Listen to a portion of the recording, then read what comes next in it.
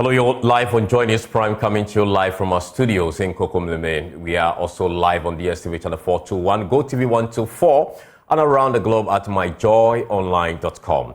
Remember to catch us on your digital television set because we are free to air. Good evening to you. My name is Carlos Kalani. Now, coming up, occupants of a three-story building in Ofankor narrowly escaped death few hours before the entire structure suddenly collapses to the ground. We have details as we head to the community.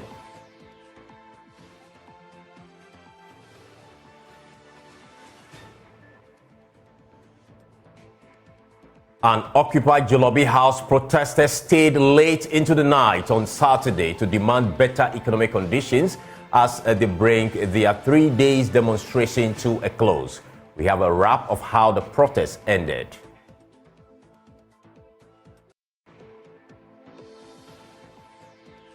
Also, Katamanso Municipal Assembly says its ability to respond to emergency cases such as flooding has been compounded by the taking away of its mandate to collect property rates, a major source of raising funds to attend to such cases.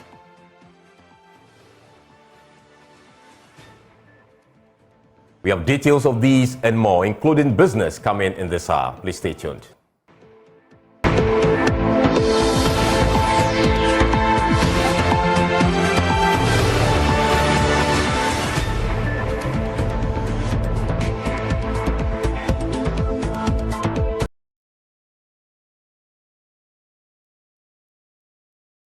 Thank you so much for joining us here on JoyNews Prime. Now, occupants of a three-story building located in Ofankor in Accra narrowly escaped death yesterday morning, a couple of hours before the entire structure suddenly crashed down. Eyewitness accounts suggest the occupants suspected weakness in the structure and a slight caving in of a portion. Noticing the imminent danger, the occupants quickly packed out of the building at about 9 a.m. Saturday, September 23 to safety. Around 11 a.m. the same day, the entire structure suddenly crashed down, leaving many residents in shock. As if the collapse was timed, the resident is seen recording the spontaneous crashing down of the structure. A JoyNews team visited the scene this afternoon with the hope to get a first-hand account of what actually happened, but was chased away by some well-built individuals believed to be laggards who were busy clearing the rubble. Now the reporter Prince Kudoga joins us live with more. Prince, where exactly at Ofankor did the building collapse? Hello, the incident actually happened in Ofankor, that's behind the community market.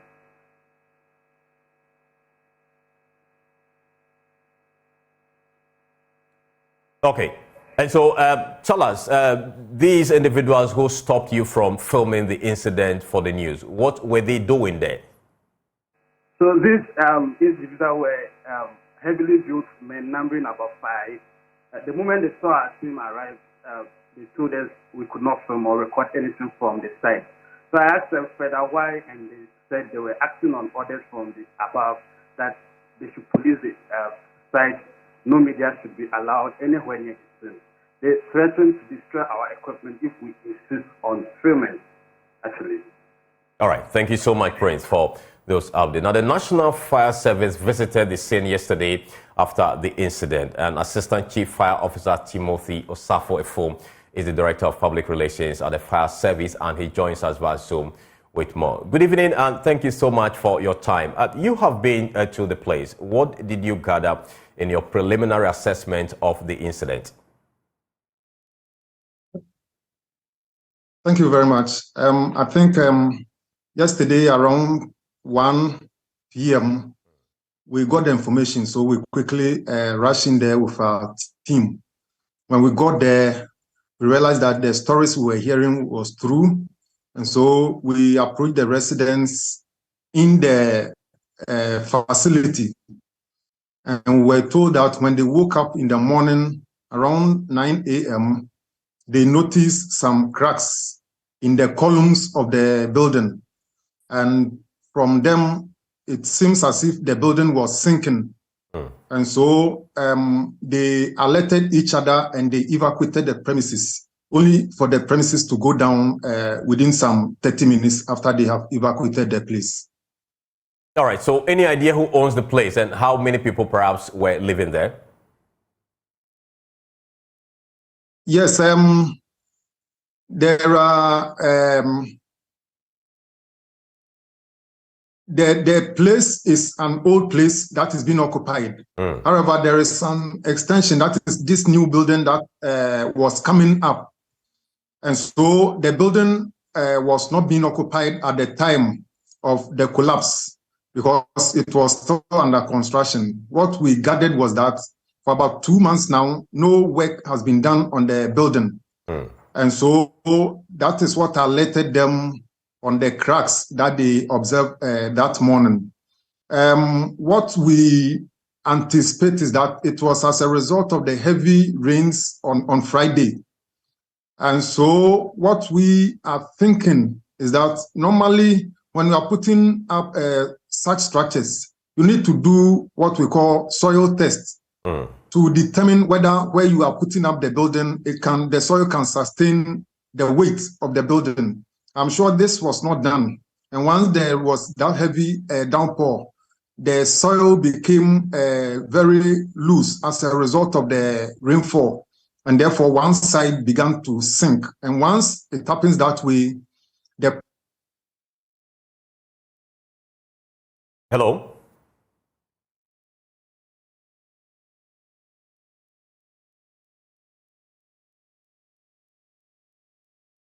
All right, so we bring you this story from Ofankor, where a 3-story building actually collapsed yesterday, and the Ghana Fire Service officials have been there, and they've been giving us updates on what exactly happened yesterday. And the official has been giving us updates on that, telling us that probably it could be due to the rains that happened on Friday. Unfortunately, our lines had some issues there. We'll try to reconnect and update you with that particular happening at Ofankor, which occurred yesterday.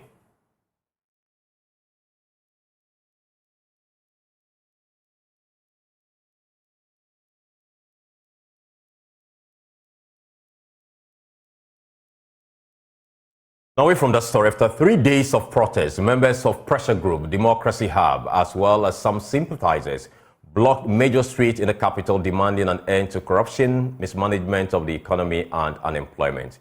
They stayed late into the night, demanding removal of barricades in their way so they could protest at the frontage of the Jubilee House. Maxwell Agbagba has a wrap of the last day of the protest. The protesters singing "Arise Ghana Youth" as they block a car filled with personnel of the Ghana Prison Service.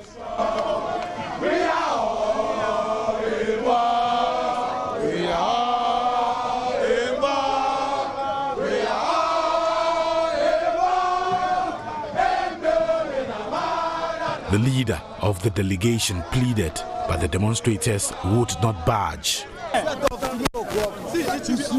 And we are now coming. We are ready for you. We are ready for you. I should have been in your uniform. But you can't. But you can't, right? You can't. So allow us to do for you. Listen. Okay? If you want to go. Before front place my demonstration, nobody's going anywhere. Nobody's going anywhere. Before front place on the Maba number demonstration. What do you have to tell us?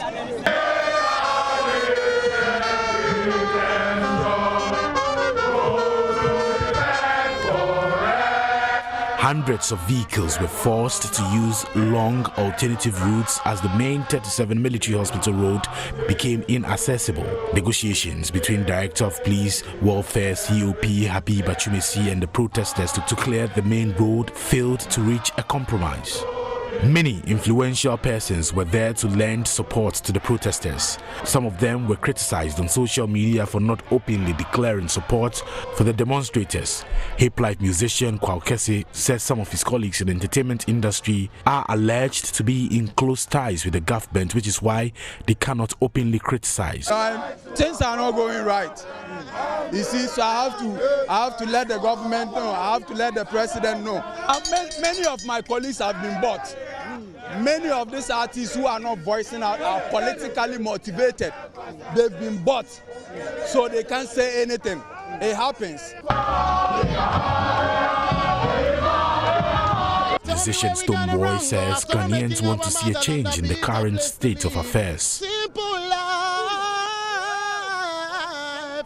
so we want to leave. The motorway with the tolls that have been taken from years. I lost my knee to the accident on a motorway. Yeah, and you listed that as one of the reasons why you decided to join this protest. It's a major reason that I can never forget. I walk with a titanium knee replacement in my leg. How can I ever forget that happened to me? And even up to today, people still die off of the motorway, tires are blasting and all of that. Have we not raised enough revenue to be able to fix the motorway that Kwame Nkrumah built from yesteryears? And I'm not standing here in the name of MPP, NDC, or CPP, or KKP. We are tired. We are what? Tired. We are what? Tired. We are what? As the sun disappeared from the sky, the agitation to protest at the frontage of the Jubilee House became stronger. But hundreds of police officers made sure the demonstrators did not get close to the Jubilee House as they resorted to singing protest and freedom songs. And he died. He died. 24-year-old. He died. Not because of sickness. The country failed them. You, I swear, God will judge you. What you did on Thursday. God. My lady, calm down. Wait. Calm down. My lady, calm down. What's your name? Nasiba. You're very angry. I'm very angry. What's your story? I am very angry. I'm more angrier this morning. People are dying each day. The dying list is machine in Kolebu Gospel. Do you know the number of people who died? A 24-year-old boy died this morning. His father is a teacher.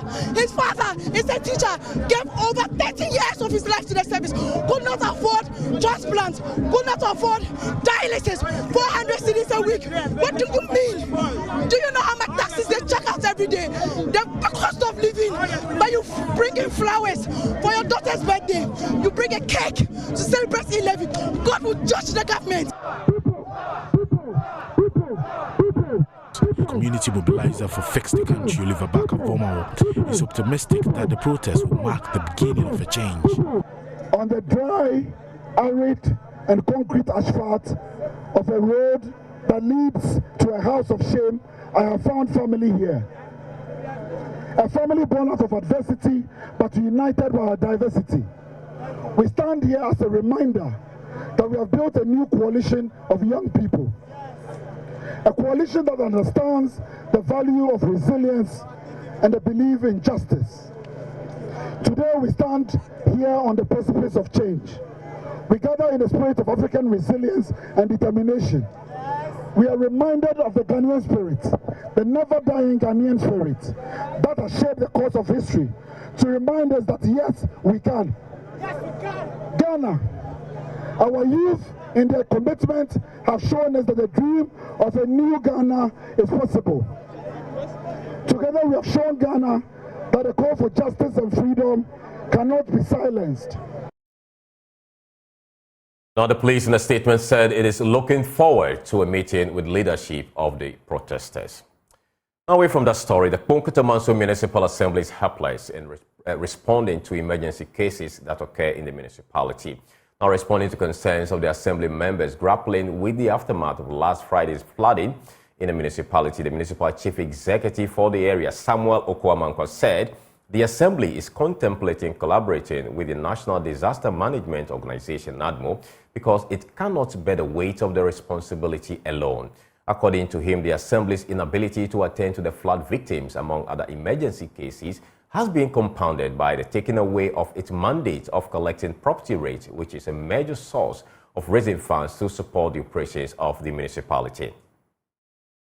The assembly, it's NADMO. We have given everything to NADMO. Assembly, as it is now, will team up with NADMO and see what is feasible within the shortest possible time. But Assembly on its own has nothing ready to give out. What we want to do is liaising with NADMO, because disaster issues, it's NADMO that has to come in quickly, and then we see what to do. And we are linking the region and national as well in this case. But when it comes to the assembly, because of the property reader, we are no longer in charge in collecting. It has rendered the assembly helpless in most of the things. Now, regarding the abandoned culvert in the area, the MC said the Urban Roads Department is responsible for its fixing. Particular area, we've gone there to survey the whole area. Especially when we worked on the Bediako Bridge, we realized the trouble will now go to the poultry farm culvert. Because the moment the Bediako Bridge was fixed, and people can now go about doing their business, we realized that downstream, the trouble will be there. So we quickly went to urban roads, that is the regional urban roads. They came in with their technical men. We went to the site, we looked at it, they did their feasibility studies, and they told us they will come to help face that issue. Unfortunately, they've not been able to do so. So it is unfortunate that this rain came down heavily and the whole place is flooded. So I share in the woes of the people, and myself, I'm disappointed because it's been long since we brought the urban roads engineers to come and have a look at it. And what they told us has not happened. Let's now take you to the Ashanti region, where family members of former Bantama MP Daniel Ochem Abuaje are still in shock following his demise. Now, the former legislator was confirmed dead on Saturday at the Komfo-Anokye Teaching Hospital after a short illness. Nana Ojima visited the family home and filed this report.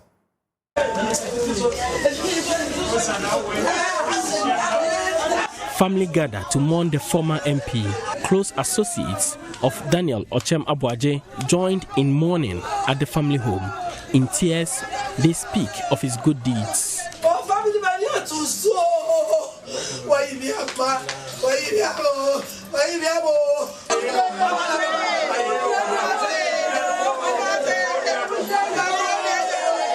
Spokesperson Openi Kwame Adomako managed a few words.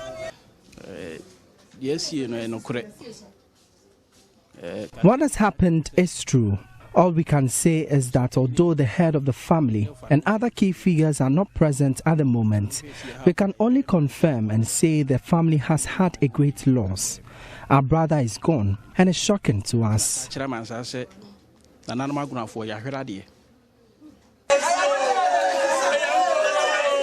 Between 2016 and 2020, Daniel Ochem Abuaje served as Member of Parliament for Bantama constituency. In Parliament, he was a member of the Finance Committee due to knowledge in the area. Here are some of the political associates in Bantama constituency. It's very sad. My heart is broken, I swear, because I never expect Honorable to pass on this early age, because Honorable has been inspirational to me. Anybody I know, anybody around me knows that Honorable has been inspirational to me. So in several occasions, I'm even short of words that because Honorable, I don't know what to say again, bro. I'm very, very, very sad. Very, very, very sad. Because Ochem was my everything. My personal, my everything. He's my godfather. My everything. I was former youth organizer, MPP, Bantama MPP youth organizer. After exiting from Parliament, the MP continued to serve the NPP as a communicator. He owned some businesses in the Ashanti region, and popular among them is 2M Express and MJI Microfinance. For JoyNews, Nana Ojima reporting.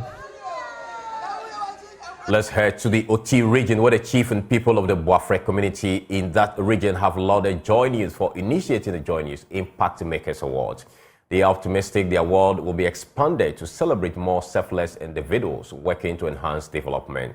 Now, speaking at a debate to Anna Richard Oko Mensah, honoree of the maiden edition of the JoyNews Impact Makers Award, people of Boafre and beneficiaries of awardees' interventions expressed gratitude to JoyNews for the recognition given their benefactor. Now, Richard Oko was honored for his contribution to agriculture and social welfare. He founded several organizations to support smallholder farmers in his community. He is the president of the National Beekeepers Association, CEO of Community Development Challenge, and board chair of Win BG. His social interventions have impacted scores of lives. Now, JoyNews' Peter Seno was with Richard Oko in Boafre and reports. I'm so overwhelmed by the award given to me by JoyNews, the Joy Impact Makers Award. The award is now bringing the energy in me and then in everyone not to limit ourselves to just Boafre, and even not into just in Chumuru traditional area alone, but they are looking at the region as well. But you know, other regions are also looking at it because it's not only Oti region that I work. So the demand is becoming stronger. It's a challenge, but it's a welcome challenge, and we are so grateful for it. When this was announced, I told them, they woke up, they watched the program during the presentation all throughout. And when I told them I'm bringing the award to them, the entire community came up together. My team here, the farmers here, very, very dedicated. And the evidence is there for everyone to see. But as they have been saying, now they are ready to support me to expand this project.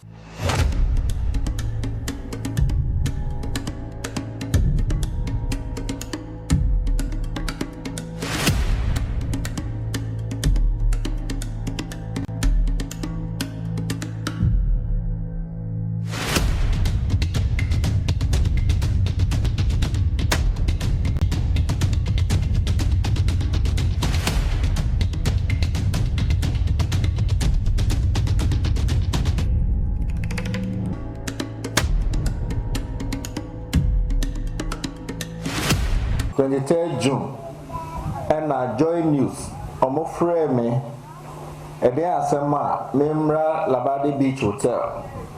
Nagana, how much you now, Mapa, Nepedu, our more year, Dumas from Kwa, a Buakro, Koahodo, Mekahon.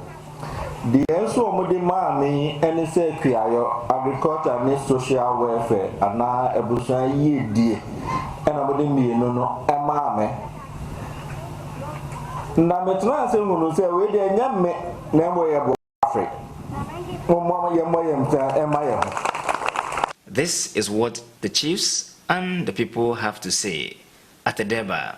It's an award given to the manager. It's very significant to the area and then Chumuru in particular, because if we had not cooperated very well with them, we wouldn't have come. So we thank the Joy for, in fact, disseminating the information to Ghana.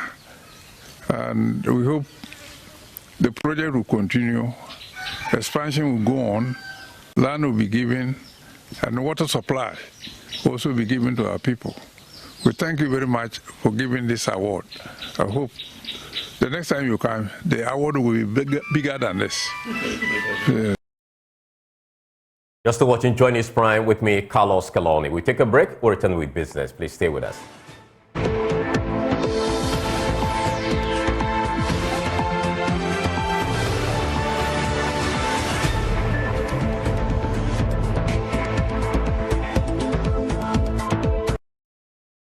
That's all we have in this package. You can log on to myjoyonline.com for more stories. My name is Carlos Caloni. Thank you so much for watching.